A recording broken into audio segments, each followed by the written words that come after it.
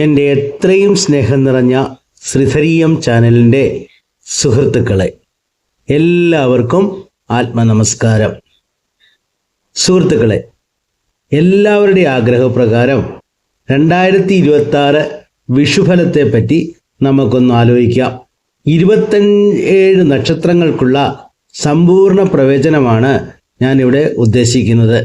അത് 12 രാശികൾക്ക് 12 വീഡിയോയായി അയക്കാൻ താല്പര്യപ്പെടുന്നു. പൊതുവെ വിഷു എന്ന് പറഞ്ഞാൽ കേരളത്തിൽ സൂര്യൻ മേടരാശിയിൽ പ്രവേശിക്കുന്ന ദിവസം നമ്മൾ വിഷുവായിട്ട് ആഘോഷിക്കുന്നു, അല്ലേ? ജ്യോതിഷപരമായി വിഷു സമയത്തെ ഗ്രഹസ്ഥിതി അടിസ്ഥാനമാക്കി ആ വർഷത്തെ പൊതുവായ ഫലങ്ങൾ നിരീക്ഷിക്കപ്പെടാറുണ്ട്. അതായത് നമ്മൾ പൊതുവെ ഗുരുവിനെ പറ്റിയും ശനിയെ പറ്റിയും മറ്റ് രാഹുകേതുക്കളെ പറ്റിയും ഒക്കെ നമ്മൾ ആലോചിക്കാറുണ്ട്. അത് തീർച്ചയായിട്ടും വളരെ ശരിയാണ്. അതേസമയം നമ്മളുടെ മേടത്തിൽ സൂര്യൻ, അതായത് ആത്മകാരകനാണല്ലോ സൂര്യൻ, ആ പൊതുവായിട്ടുള്ള നമ്മുടെ കാലപുരുഷൻ്റെ മേടത്തിൽ സൂര്യൻ പ്രവേശിക്കുന്ന സമയത്ത്, അതായത് ആത്മകാരകൻ പ്രവേശിക്കുന്ന സമയത്ത് ഉള്ള ഫലമനുസരിച്ച് ആ ഒരു വർഷം പോകുന്നതായിട്ട് നമുക്ക് കാണാം. ഈ വീഡിയോയിൽ 2026 വിഷുഫലം അനുസരിച്ച് ഓരോ നക്ഷത്രത്തിനും ലഭിക്കുന്ന രാശിഫലങ്ങൾ, സാമ്പത്തിക അവസ്ഥ, ജോലി സാധ്യതകൾ, കുടുംബജീവിതം, കൂടാതെ ചെയ്യേണ്ട പരിഹാരങ്ങൾ എന്നിവ വിശദമായി തരാൻ എനിക്ക് താല്പര്യമുണ്ട്. അതുകൊണ്ട് തന്നെ ദയവായി എൻ്റെ ഈ വീഡിയോകൾ കണ്ട് നിങ്ങൾ ഉപയോഗിക്കാനും മറ്റുള്ളവർക്ക് വേണ്ടി ഷെയർ ചെയ്യാനും അത് ലൈക്ക് ചെയ്യാനും കമൻ്റ് ചെയ്യാനും താല്പര്യപ്പെടുന്നു.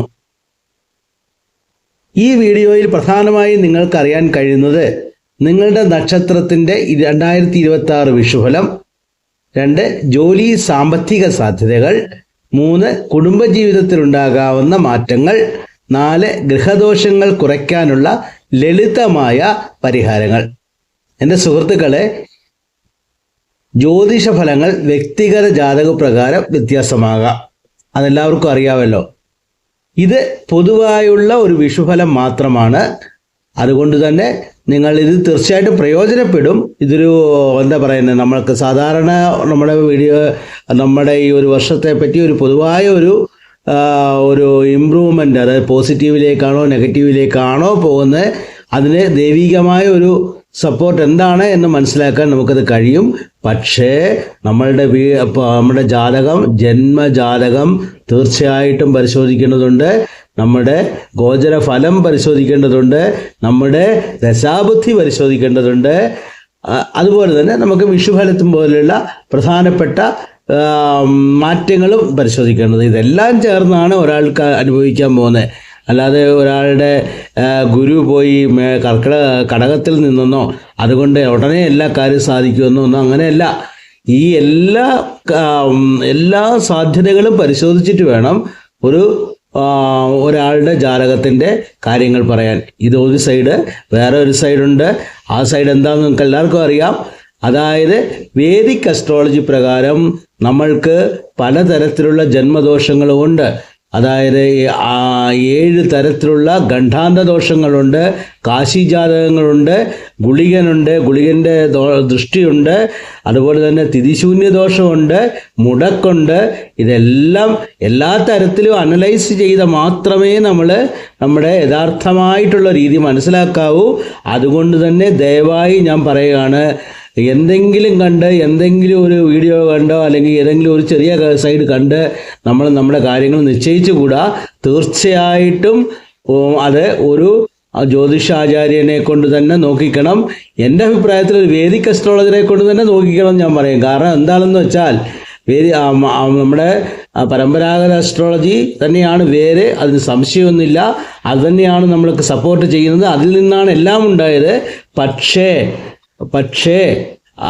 നിങ്ങൾക്കറിയാം, പലതരത്തിലുള്ള കാര്യങ്ങളും നമുക്ക് അതിൽ മിസ്സായിട്ടുണ്ടോ, എവിടെയെങ്കിലും വെച്ചൊക്കെ മിസ്സായിട്ടുണ്ടോ, കാലം പോകുന്ന പോക്കിൽ എവിടെയൊക്കെയോ മിസ്സായിട്ടുണ്ടെന്നാണ് എൻ്റെ പക്ഷം. ദയവ് ചെയ്ത് നിങ്ങൾ എല്ലാ തരത്തിലും തന്നെ ജാതകം എല്ലാ തരത്തിലും കൂടെ മനസ്സിലാക്കിയ ശേഷം നിങ്ങളുടെ കാര്യങ്ങൾക്ക് മുന്നോട്ട് പോവുക. അല്ലാതെ ഒരു ചെറിയ പരിഹാരം ചെയ്താൽ ഉടനെ എല്ലാ കാര്യവും നടക്കുമെന്ന് ദയവ് ചെയ്ത് വിചാരിക്കരുത്. നമ്മുടെ കഴിഞ്ഞ ജന്മങ്ങളിലുള്ള ഫലങ്ങളുണ്ട്, ഈ ജന്മദോഷങ്ങളുണ്ട്, എല്ലാം ചേർന്നാണ് നമുക്ക് എപ്പോഴും സംഭവിച്ചുകൊണ്ടിരിക്കുന്നത്. ഓക്കെ, അപ്പോൾ നമുക്കിനിയും 12 രാശികൾക്കും യഥാക്രമം നമുക്ക് പറയാൻ. എൻ്റെ സുഹൃത്തുക്കളെ, ഇന്ന് നമുക്ക് മേടം രാശി, അതായത് മേഷരാശി എന്ന് നമ്മൾ പറയാറില്ലേ, ആ രാശിയുടെ സ്വഭാവം എന്താണ്? മേടം രാശിക്കാർ സാധാരണയായി ധൈര്യവും പ്രവർത്തനശേഷിയും ഉള്ളവരാണ്. ഇവർക്ക് നേതൃഗുണം കൂടുതലായിരിക്കും. പുതിയ കാര്യങ്ങൾ ആരംഭിക്കാൻ ഇവർക്ക് വലിയ താല്പര്യമുണ്ട്. എന്നാൽ ചിലപ്പോൾ ആവേശത്തിൽ തീരുമാനങ്ങൾ എടുക്കുന്ന സ്വഭാവവും കാണാം. അപ്പോൾ 2026 വിഷു വർഷം, അതായത് വിഷുഫലം മേടം രാശിക്കാർക്ക് പുതിയ തുടക്കങ്ങൾക്കും പുരോഗതിക്കും അനുയോജ്യമായ സമയമായിരിക്കും. ജോലി മേഖലയിൽ മാറ്റങ്ങളും പുതിയ അവസരങ്ങളും ലഭിക്കാൻ സാധ്യതയുണ്ട്. നമുക്ക് അതിലുള്ള അശ്വതി, ഭരണി, കാർത്തികയുടെ 1-ാം പാദം, ഇത് മൂന്ന് നക്ഷത്രങ്ങളും മേടം രാശിയിലാണ്. അപ്പോൾ വിഷുഫലമാണ് ഞാൻ ഈ പറഞ്ഞു വരുന്നത്. അശ്വതിക്ക് പുതിയ അവസരങ്ങൾ ലഭിക്കാനുള്ള സാധ്യത വളരെയേറെയാണ്. വിദേശ ബന്ധങ്ങൾ വർദ്ധിക്കും. അതുപോലെ അശ്വതി പൊതുവെ പരിഹാരമായിട്ട്, അതായത് വിഷുഫലത്തിൻ്റെ പരിഹാരമായിട്ട് ചൊവ്വാഴ്ച ഗണപതി പ്രാർത്ഥന ചെയ്യുന്നത് നന്നായിരിക്കും. ഇതിൽ ചൊവ്വാഴ്ച ഗണപതി പ്രാർത്ഥന എന്ന് പറയുമ്പോൾ അതിൻ്റെ എന്താണ് കാരണമെന്നൊന്നും ഉദ്ദേശിക്കുക. കാരണം രാശ്യാധിപൻ ചൊവ്വയാണ്, മേടം രാശിയുടെ അശ്വതിയുടെ നക്ഷത്രാധിപതി കേതുവുമാണ്. അപ്പോൾ ഇതിൽ രണ്ടും കൂടെ ചേർത്താണ് ചൊവ്വാഴ്ച, കേതുവിൻ്റെ അധിപനാരാണ്? ഗണപതിയല്ലേ. അപ്പോൾ ചൊവ്വാഴ്ച ഗണപതി പ്രാർത്ഥന ചെയ്യുന്നത് അശ്വതിക്ക് വളരെ നന്നായിട്ടുള്ള ഒരു പരിഹാരമായിട്ടാണ് കാണപ്പെടുന്നത്. അടുത്തത് ഭരണി. ഉത്തരവാദിത്വങ്ങൾ വർദ്ധിക്കും. കുടുംബകാര്യങ്ങളിൽ ശ്രദ്ധ വേണം. പരിഹാരം വെള്ളിയാഴ്ച ദുർഗാദേവി പ്രാർത്ഥനയാണ്. എന്താ വെള്ളിയാഴ്ചയുള്ള ദുർഗാദേവി പ്രാർത്ഥന എന്ന് പറയുന്നത്? ഇവിടെ ഭരണിയുടെ അധിപനാരാണ്? ശുക്രനാണ് അല്ലേ. ചൊവ്വായും ശുക്രനും കൂടെ ചേർന്നു. അവിടെ എന്താ പറയുന്നത്? ദുർഗാദേവി ചൊവ്വായായിട്ടും വെള്ളിയാഴ്ചയുള്ള ശുക്രൻ്റെ ആ ഒരു ദിവസവും ആയതുകൊണ്ടാണ് വെള്ളിയാഴ്ച ദുർഗാദേവി പ്രാർത്ഥന അല്ലെ ദുർഗാദേവി ആരാധന നമ്മൾ ഉദ്ദേശിക്കുന്നത്. ഇതിലും നിങ്ങൾക്ക് കൂടുതൽ ഒരു കാര്യം കൂടെ ചെയ്യാം. ഈ അശ്വതിക്കും ഭരണിക്കും കാർത്തികയ്ക്കും ഇത് അഗ്നിരാശിയാണ് അല്ലേ. അപ്പം നിങ്ങൾക്ക് ദീപം കൊടുക്കാം. എല്ലായിടത്തും ഈ 3 നക്ഷത്രങ്ങൾക്കും ദീപം കൊടുക്കുന്നതായിരിക്കും നല്ലത്. കാരണം നമ്മൾ പരിഹാരങ്ങൾ പറയുമ്പം നമ്മൾ പിന്നെ ഈ അഗ്നി, അതുപോലെ പിന്നെ ജലം, വായു, ആകാശം, ഭൂമി എന്നീ പഞ്ചഭൂത തത്വങ്ങൾ വെച്ച് വേണം നമുക്ക് കൂടുതൽ പിന്നെ പ്രയോജനമാണെന്നാണ് ആചാര്യന്മാർ പറയുന്നത്. അങ്ങനെ നോക്കുമ്പോൾ തീർച്ചയായിട്ടും മേടം രാശി എന്ന് പറയുന്നത് അഗ്നിരാശിയാണ്. അപ്പോൾ ദീപമാണ് അവിടെ വരുന്നത്. അപ്പോൾ ദീപം ഇപ്പം ഈ പറഞ്ഞ ദേവതകൾക്ക്, അശ്വതിക്കും ഭരണിക്കും പറഞ്ഞ ദേവതകൾക്ക് നമുക്ക് ദീപം കൊളുത്താം. അതുപോലെ കാർത്തിക നക്ഷത്രത്തിൻ്റെ 1-ാം പാദവും മേടം രാശിയിൽ തന്നെയാണ്. അതുകൊണ്ട് അവർക്ക് നേതൃത്വവും അംഗീകാരവും ലഭിക്കുന്ന സമയമാണ്. അവർക്ക് പൊതുവെ നല്ലതാണ്. പരിഹാരം സൂര്യന് അർഘ്യം നൽകുക. കാർത്തിക എന്ന് പറഞ്ഞാൽ അറിയാമല്ലോ, സൂര്യനാണ് ദേവൻ. സൂര്യന് അർഘ്യം നൽകുക തന്നെയാണ്. കാരണം ആത്മകാരകനാണ്, മേടൻ രാശിയുടെ അധിപനാണ്. വിഷു തന്നെ മേടൻ രാശിയിൽ സൂര്യൻ പ്രവേശിക്കുന്നത് കൊണ്ടുണ്ടാകുന്നതാണ് നമ്മൾ ആഘോഷിക്കുന്നത്. അപ്പോൾ പൊതുവെ പിന്നെ മേടൻ രാശിയെ സംബന്ധിച്ചിടത്തോളം ഈ വിഷുഫലം വളരെ നല്ലതാണ്. അത് കൂടുതൽ പ്രയോജനപ്പെടുത്താൻ നോക്കുക. പക്ഷേ ഇവരുടെ പെട്ടെന്നുള്ള ആവേശത്തിലുള്ള ചില തീരുമാനങ്ങൾ ഇവർക്ക് ചില ബുദ്ധിമുട്ടുകൾ ഉണ്ടാക്കാൻ ഇടയുണ്ട്. അതുകൊണ്ട് ആലോചിച്ച് കാര്യങ്ങൾ മുന്നോട്ട് പോവുക.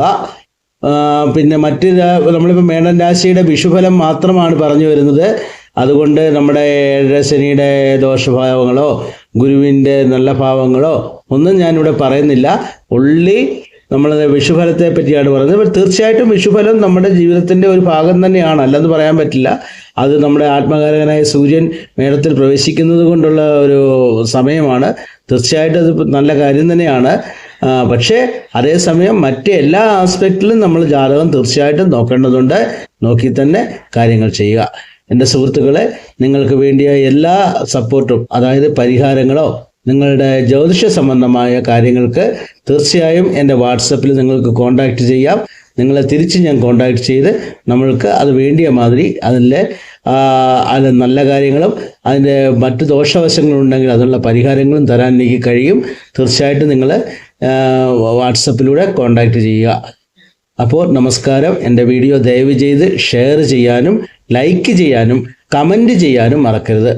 Thank you very much.